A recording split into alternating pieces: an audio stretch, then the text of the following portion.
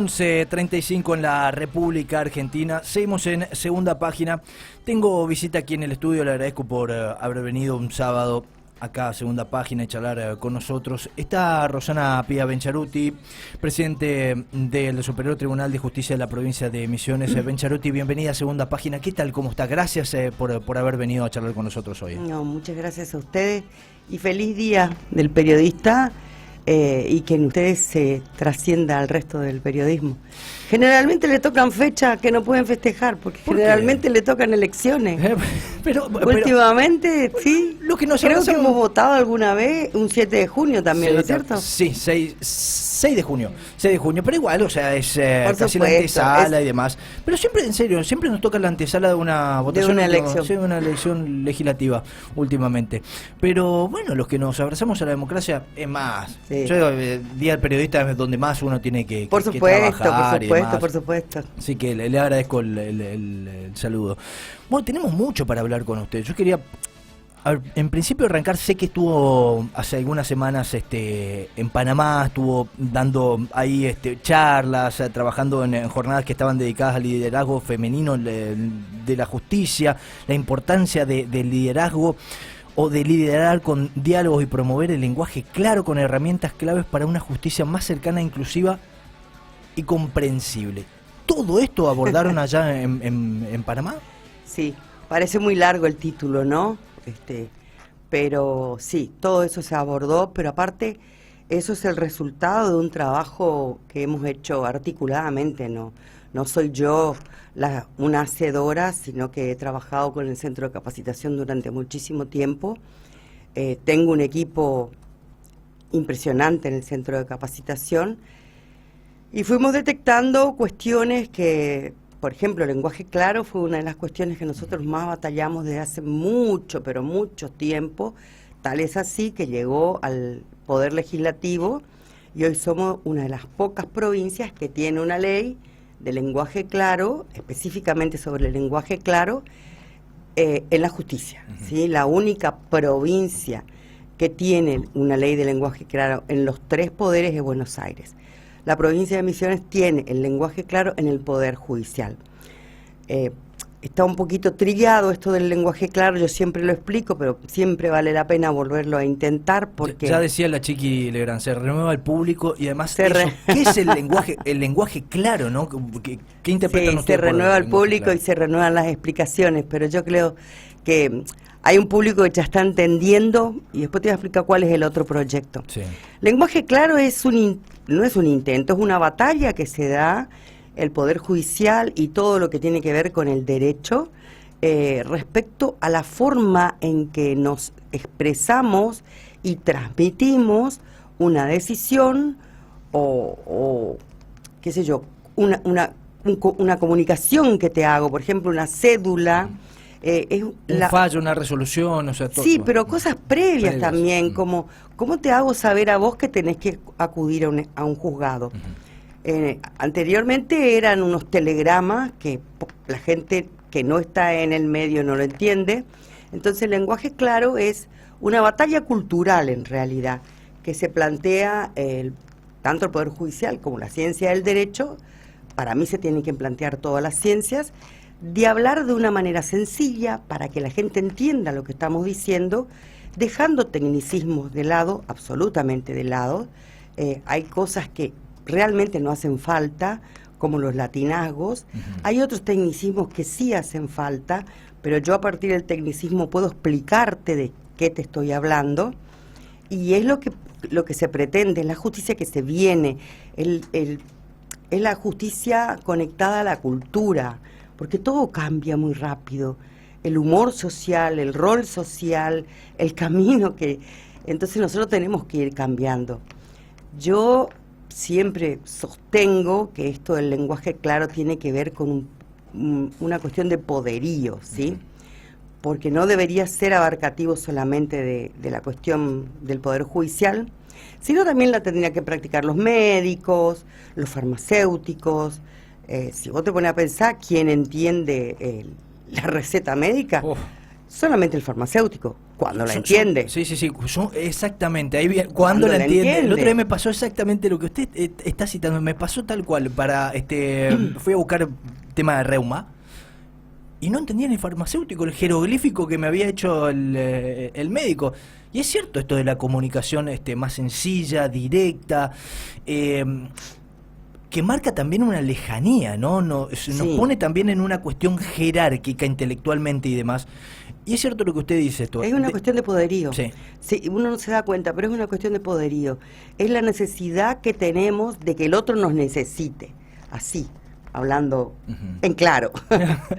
Es la necesidad que tenemos que el otro nos necesite para poder traducir lo que me han enseñado. Por eso yo creo que comunicación, que es algo que me fascina en este último tiempo y que estudio muchísimo por mi cuenta, debería ser una parte de la currícula de toda carrera universitaria, porque el abogado que no sabe comunicarse bien pierde un cliente. El médico que no sabe transmitirle al paciente lo que realmente necesita y no sabe manejar la emoción de ese paciente, cuándo y cómo debe decirle, pierde un paciente y puede estar expuesto a una mala praxis. El ingeniero que no te explica cuánto te va a salir una obra y por qué puede haber mayores costos, que es lo que nos vuelve loco a todos, pierde un cliente. O sea, yo creo que la comunicación tiene en estos tiempos que vivimos mucho que ver con la gestión también. Y tenemos que abrirnos y tenemos que trabajar articuladamente, porque esto de los casilleros ya fue. ¿Sabe qué? Ahí me lleva a pensar y me hace reflexionar, y a mí siempre me fueron quedando frases a lo largo de creo que la vida de uno también es un rompecabezas. ¿En qué sentido? En que le van quedando frases, le van quedando imágenes, ¿no? A lo largo de la vida nos vamos poniendo un poquito más viejitos y nos van quedando frases. A mí un profesor me decía que nunca tenemos que dar por sobreentendido las cosas, porque las personas del otro lado por ahí no lo entienden y no deben o no tienen por qué entender lo que nosotros sí queremos comunicar. Entonces me decía, nunca des por entendido que los demás te están entendiendo. Entonces, parece un trabalengua, pero es la realidad. O sea, uno tiene que buscar la palabra sencilla como para que del otro lado nos expliquen. Es cierto, también hay mucho del otro lado. Y también digo, ¿no? Esto hablando en el periodismo, poder, justicia y demás. Hay en ciertos lugares que los personalismos y la soberbia, sí, pecamos en muchos casos de soberbio. Y pensamos que por utilizar palabras complejas, complicadas, somos, nos ponen en un pedestal por encima de los demás. Y creo que ahí hay que bajar al llano, como quien dice, ¿no? Sí, y comunicar más. Generalmente sencillo. Es lo que uno dice, se escribe para unos pocos, entonces se falla para unos pocos. Entonces, ¿quién viene y me dice qué buena sentencia te mandaste? Alguien que entiende. Sí. Y yo pretendo que alguien me diga, entendí tu sentencia, especialmente aquel que tiene un derecho no reconocido, porque cuando vos llegas a la justicia tenés 2 derechos en pugna, o 3 a veces, ¿sí? El que gana no necesita mayores explicaciones, ganó, punto. Sí. Eso es así y va a ser siempre así. El problema está en aquel a quien vos le decís no tenés razón. Las no razones son las que tienen que ser más explicadas y explicar de manera llana. Lenguaje claro no es lo mismo que lectura fácil, ¿sí? Nosotros también tenemos un programa y algo que se reconoce como lectura fácil, que se trabaja muchísimo en el derecho de familia, ahora en el derecho civil, en el derecho penal, en el derecho laboral, y es algo así como dejar una breve carta o un breve mensaje a quien va destinada a la decisión.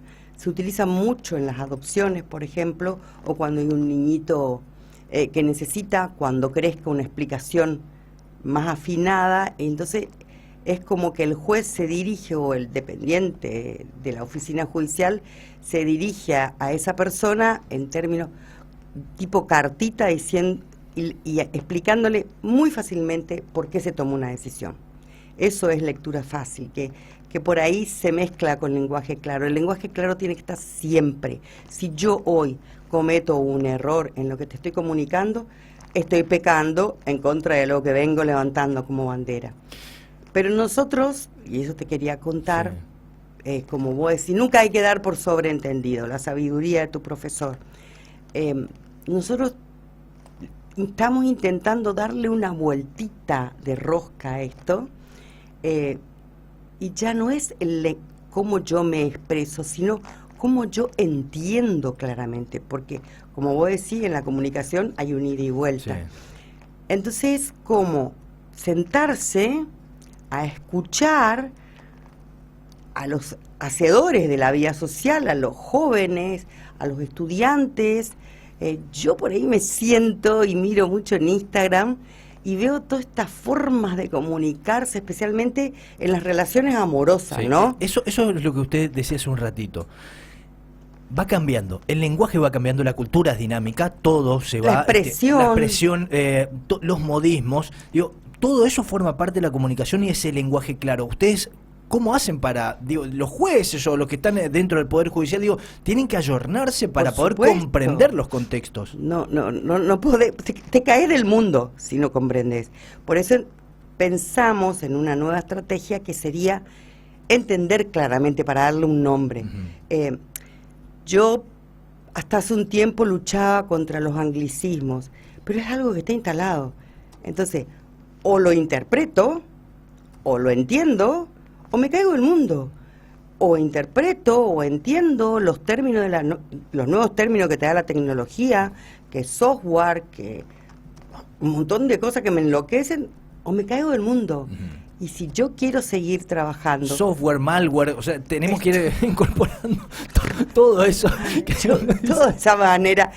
Hay un video que me lo habían mandado en Instagram, donde dos periodistas, está bien, puede que no sea, dos periodistas porteñas se ponían a analizar los diferentes términos que utiliza la juventud para decir que está en una relación.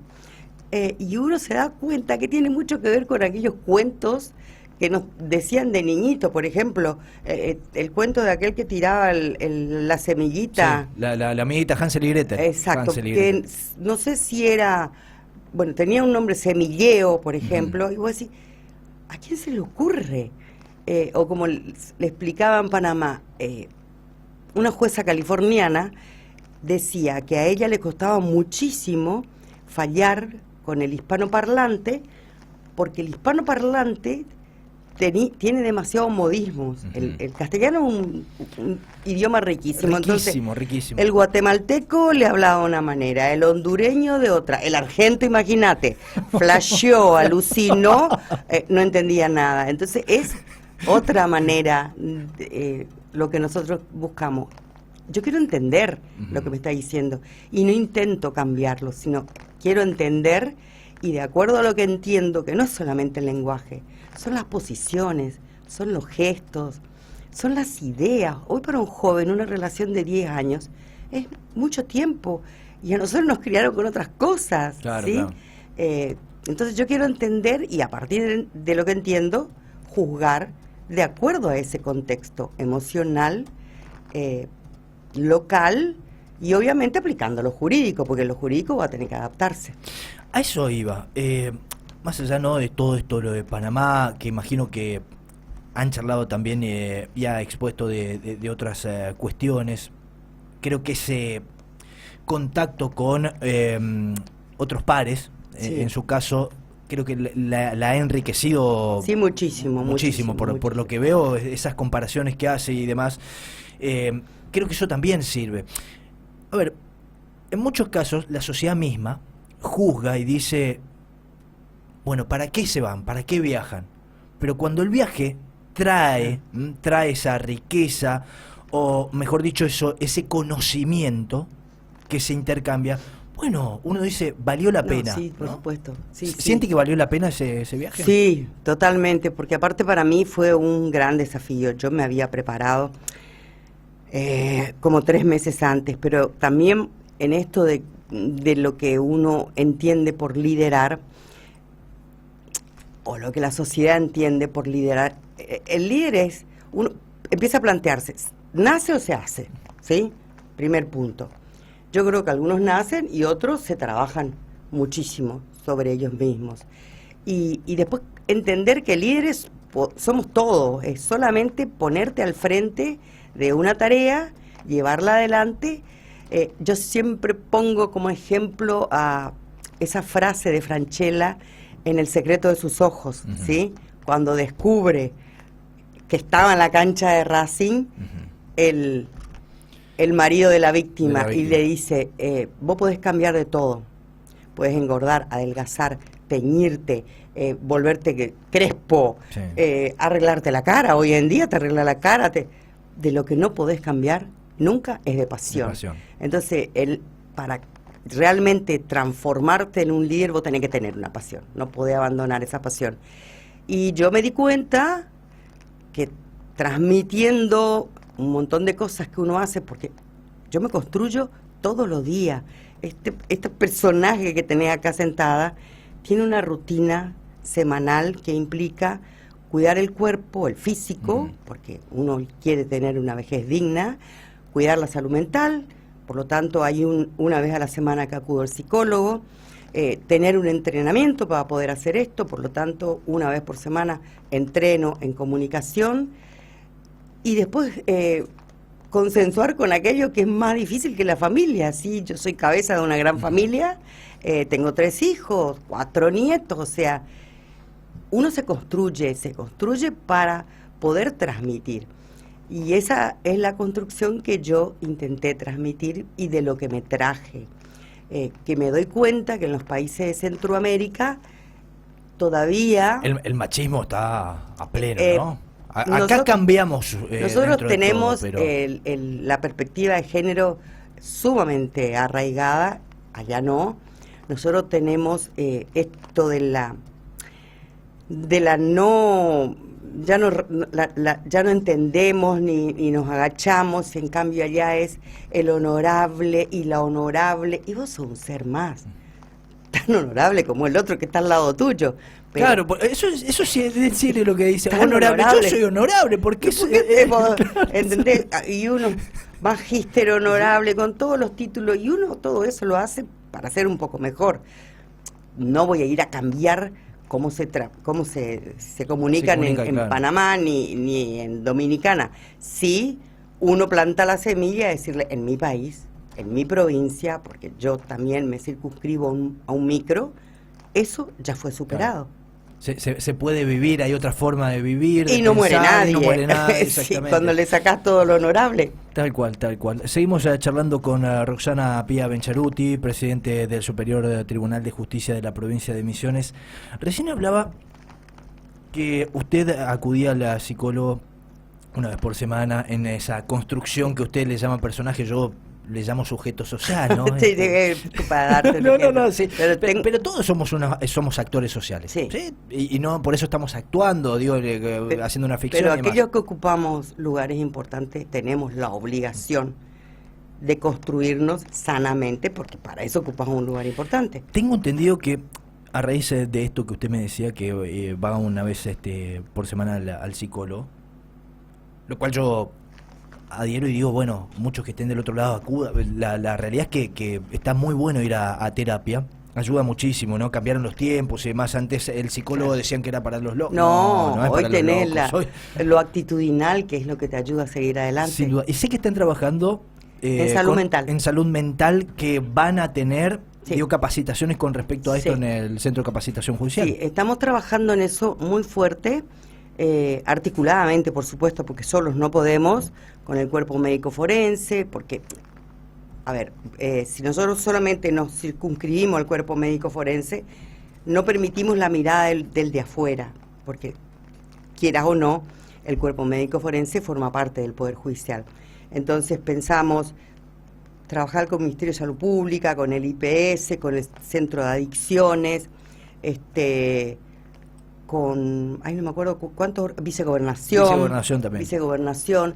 Entonces, partimos de esto. A ver, ¿qué pretende la sociedad de quien está para decidir sobre tu vida, sobre el patrimonio, sobre tu libertad? Pretende seres sanos, ¿sí?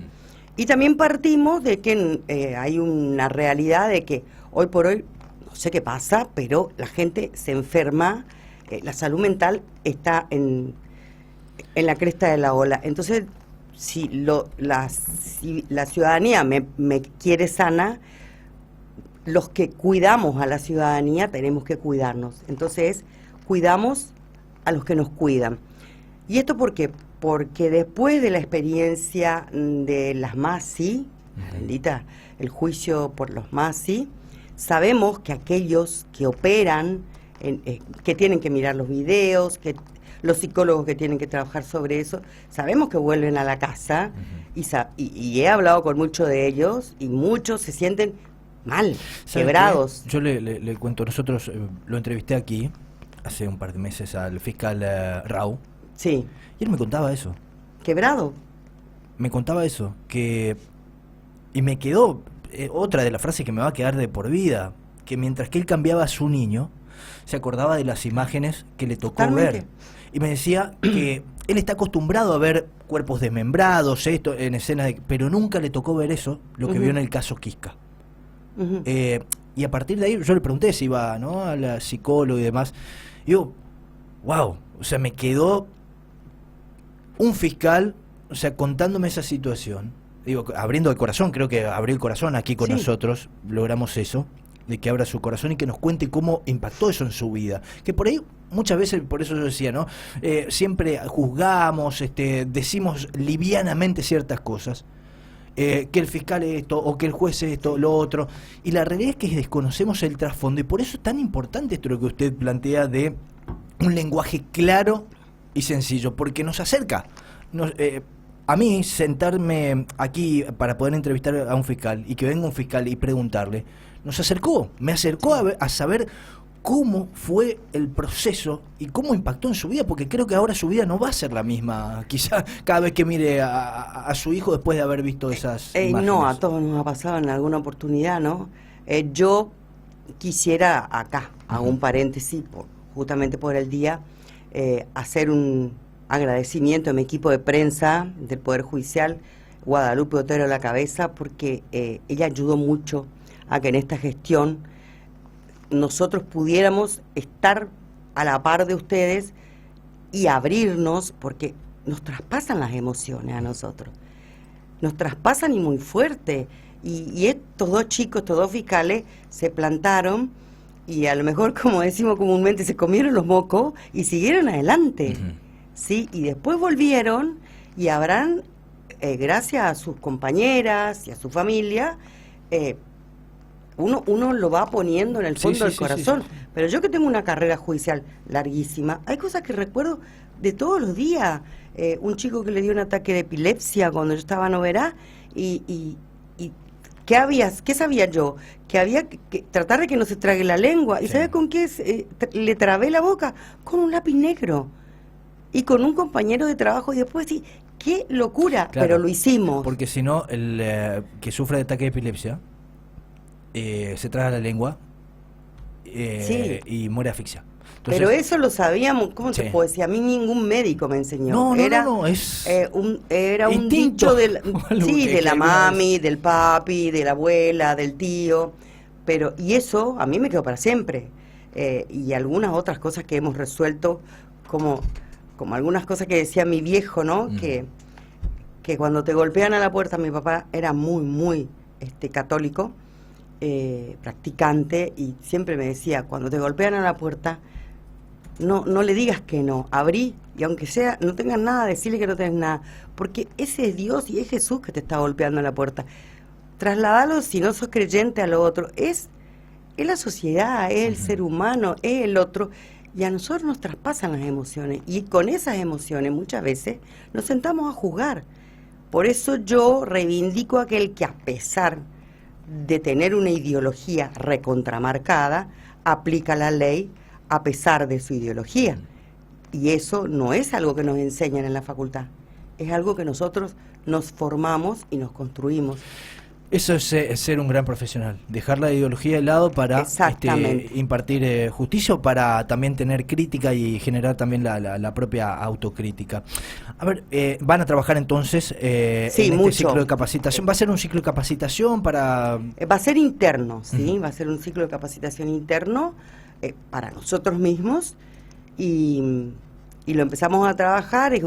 Queremos hacerlo ahora en el la segunda mitad del año, y también porque quienes estamos enfrente de esto somos algo así como Jurassic Park, ¿sí? Somos los dinosaurios, ¿sí? Somos la gente grande, la que tiene una historia en el Poder Judicial vieja, porque yo tengo casi 34, 36 años de justicia, y quien me acompaña en este proyecto y los que encabezan también llevan unos cuantos años. O sea, somos las Jurassic Park, ¿sí? Pero somos las viejas con mentalidad de joven, y sabemos que lo que nosotros vivimos hoy no se replica. O sea, no tenés, y yo no sé si es una nueva generación, si la generación viene más frágil, si tiene que ver por el contexto social, pero se quiebra más fácilmente la juventud. Y te lo digo porque los que hablamos de esto y queremos entender qué le pasa, se quiebran más fácilmente, se emocionan. Yo creo que esto es lo que tenés que rescatar: se emocionan mucho más fácil que lo que nos emocionábamos nosotros, que no nos permitíamos llorar a veces. Sí, no, formaba parte de la cultura, ¿no? Machista también eso, decir el hombre no llora. Entienden las la cosas. La mujer hace esto. Entienden las cosas de diferente manera, y bueno, en un trabajo como el nuestro, que supongo que debe ser tan difícil como el del médico que tiene que ver morir a sus pacientes, o el que trabaja en el Garraham, en un trabajo como el nuestro nosotros necesitamos cuidarnos, y la salud mental es re importante. Yo creo que es tan importante como la salud física. Sin duda sé que sí. La llevo ahora por el terreno de las leyes. ¿Considera que hay que...? Porque, a ver, estamos ayornando y están ayornándose desde el Poder Judicial con respecto a las prácticas, sí, capacitaciones y demás. En cuanto a leyes, ¿en qué debemos ayornarnos en la provincia de Misiones, sobre todo? Si es que hay que hacerlo. Sí, que hay. Es un trabajo que también nos debemos, que lo charlamos con el presidente del Colegio de Abogados.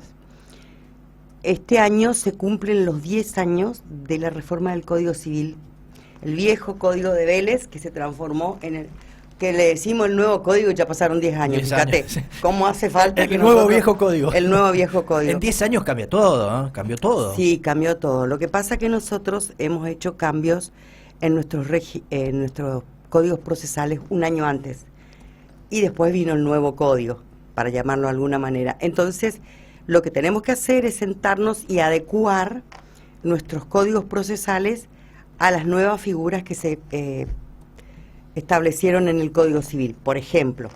Entonces, esa es una batalla que nos debemos. Tenemos que juntarnos, abogados, profesionales de la justicia, alguno que otro que pueda opinar, y eso tiene que ser una ley, porque reforma un código de forma, ¿sí? Es facultad de la provincia y tiene que ser una ley. No te digo que salga este año, pero lo podemos trabajar en profundidad.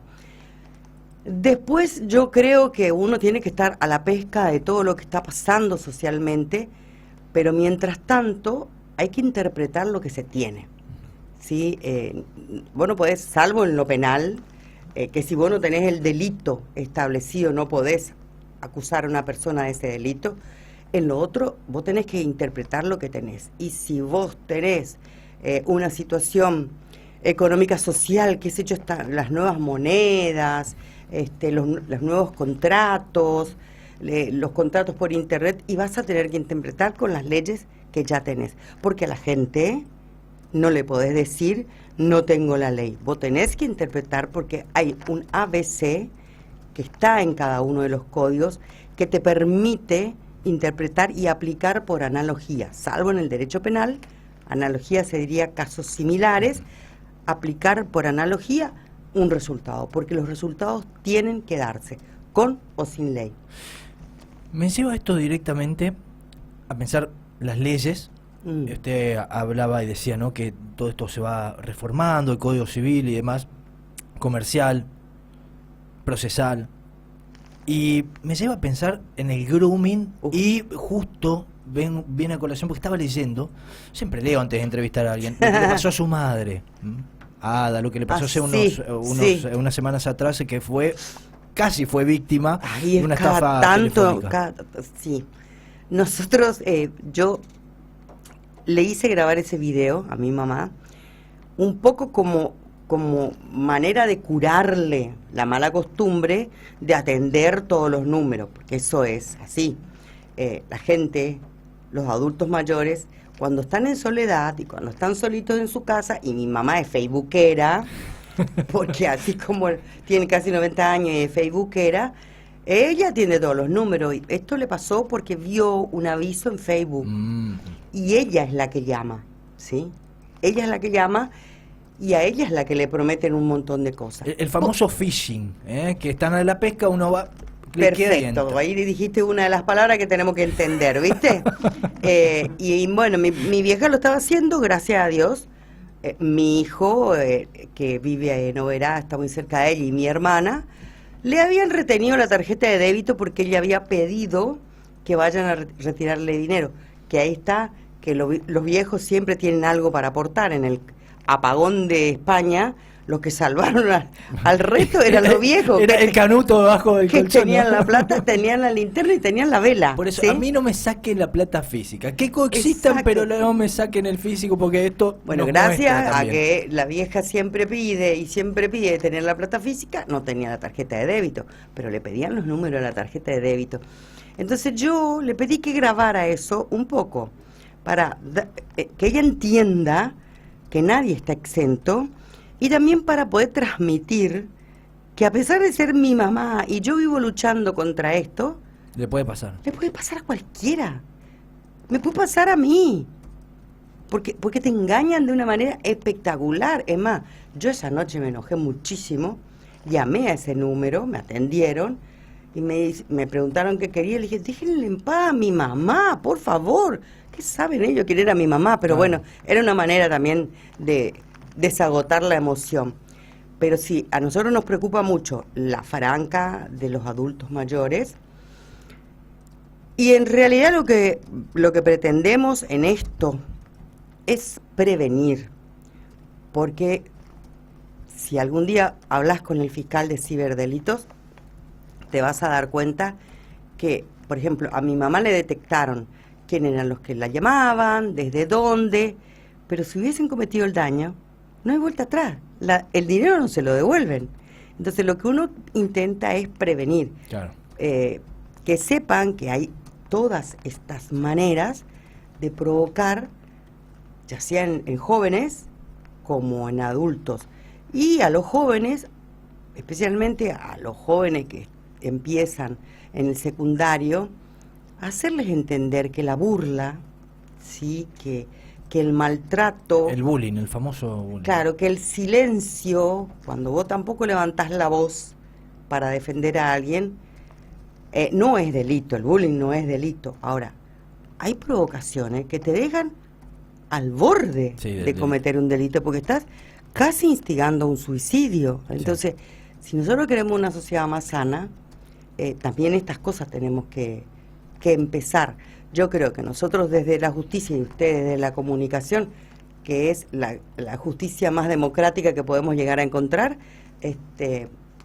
podemos cambiar un poco la historia. Justicia y cultura, esto es lo que yo vengo a pregonar. Justicia, cultura y comunicación, ¿qué le parece? Justicia, cultura y comunicación, por supuesto. Pía, le agradezco por haber venido, por charlar con nosotros. La última que le hago. Sí, cómo no. No puedo dejar de preguntarle, y me interesa, y creo que del otro lado también, saber su opinión con respecto a este caso, el último de este niño, Tiago Correa, el niño de 7 años, que recibió un balazo en la cabeza durante un enfrentamiento entre un policía de la Fuerza Federal y 4 ladrones en La Matanza, en Buenos Aires. Falleció, ayer se confirmó. Sí, lo leí. ¿Qué hacemos con la inseguridad? ¿Cómo ante estos casos que... Qué difícil pregunta, pero bueno, yo no tengo muy en claro qué hacía Tiago en ese lugar, pero supongo que debe ser un ciudadano que pasa. Hoy, sí, no estaban en la parada con el papá, claro, papá lo tenía. Hoy puede a ser cococho. un niño, o, otro día puede ser cualquier otra persona. La inseguridad no se combate con más fuerza o con más armas. Yo creo que es una cuestión de política económica y social, en donde nosotros pasamos a ser el último refugio, porque tenemos que dar una respuesta, y es altamente complicado para un juez determinar cuando es exceso en la legítima defensa o exceso en el trabajo que realiza, en este caso en ir detrás de los ladrones o malvivientes, diría mi mamá, sin tener en cuenta quienes están en el medio. De verdad, nosotros siempre trabajamos, y eso es algo que a veces la gente no entiende, nosotros trabajamos de acuerdo a la prueba que colectamos. ¿Y qué es la prueba? Lo que yo puedo destacar. Hoy por hoy todo delito se prueba con tecnología y ADN, genética y tecnología. Pero no hay que sacar la otra prueba humana, ¿no? La del testigo, la que te puede aportar la misma persona, la del psicólogo. Supongo que con esas pruebas que va a recolectar aquel juez que esté al frente de este caso, determinará si hubo un abuso en la autoridad defensa. O si fue en la defensa, pero, y acá viene la gran cuestión que yo no sé si lo vamos a superar nosotros o futuras generaciones, pero siempre uno tiene que tener en cuenta que cuando están estos trabajos, en cualquiera de los trabajos, en el medio está la gente. Y cuando yo me tomo mucho tiempo para dictar una sentencia, o cuando yo te castigo dándote los peores empleados, o cuando los jueces se ponen a discutir, me corresponde a mí, no me perdón, ya es un mensaje subliminal interno, es a mí, es a vos. En el medio de una disputa casi técnica está la gente que espera una respuesta. Y yo estoy en una disputa técnica porque el código tal, el artículo... Loco, dale una respuesta ya. Y interín, discutan entre ustedes, pero en el medio está la gente. Y a la gente no le podemos fallar. Porque yo siempre discuto esto del término de gente, porque cuando uno dice la gente es como que se queda fuera. ¿Sí? Pero nosotros, como servidores de la justicia, estamos fuera, porque nosotros no somos cualquier gente. Nosotros estamos a servicio del pueblo, y cuando a vos te toca ser el que resuelve, vos estás enfrente de la gente, y esa respuesta le tenés que dar.